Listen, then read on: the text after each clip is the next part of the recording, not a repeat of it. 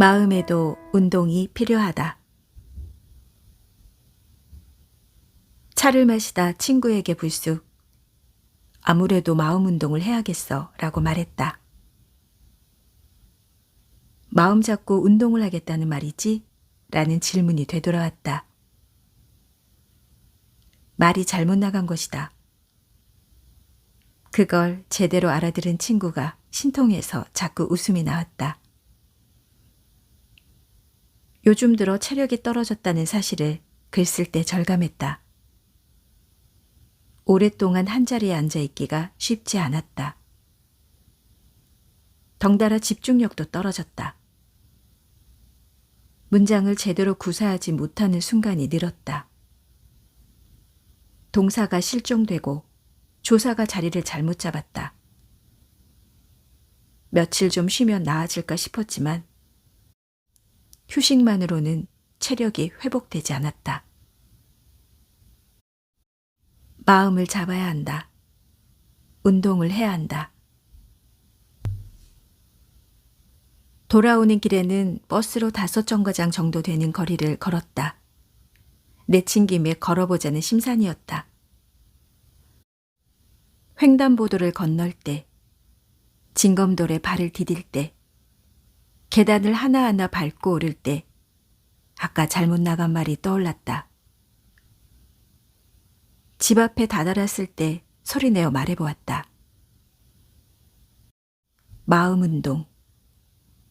마음 운동이야말로 지금의 나에게 가장 필요한 것이 아닐까. 몸의 체력 못지않게 마음의 체력도 중요하니 말이다. 마음 운동을 해야겠다는 말은 어쩌면 실언이 아니었을지도 모른다. 마음의 체력이 약해지면 사소한 말 한마디에도 쉽게 상처받는다. 웃어넘길 수도 있는 일에 불같이 화를 내기도 한다. 평소에 알던 내가 아닌 것 같아 화들짝 놀라기도 한다. 이럴 때 마음의 근력은 유연한 태도를 갖게 해준다. 평정심을 유지함으로써 어떤 상황에서도 나를 잃지 않게 도와준다. 마음의 지구력은 힘든 일이 있을 때 특히 빛을 발한다. 어떻게든 나를 일상에 붙들어 매주기 때문이다.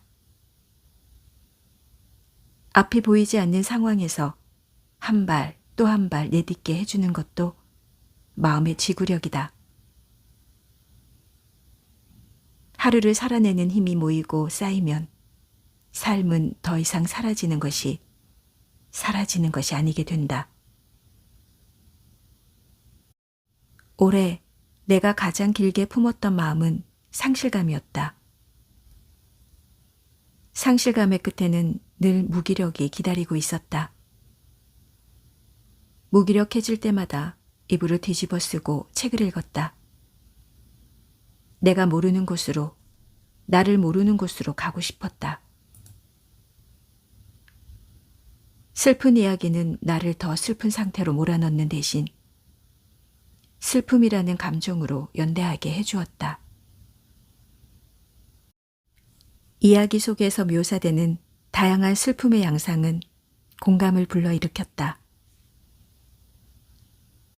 독서가 끝나면 이 세계 어딘가에 분명히 있는 사람을 찬찬히 그려보았다. 상실감이 나를 압도하고 잠식하지 않도록 나는 마음 운동을 하고 있었던 셈이다. 상실감은 커다란 감정이어서 어떻게든 다스리기 위해 애쓰는 반면 일상에서 불쑥불쑥 비집고 올라오는 감정에 제대로 대응하기는 쉽지 않다. 내게는 섭섭함이 그랬다. 섭섭함은 의료 관계에서 비롯하는데 이는 우리가 서로 주고받는 마음의 크기와 무게를 재기 때문이다. 섭섭하다는 것은 모자라다는 것이다. 여기서 모자람을 판단하는 건 전적으로 마음의 소관이다.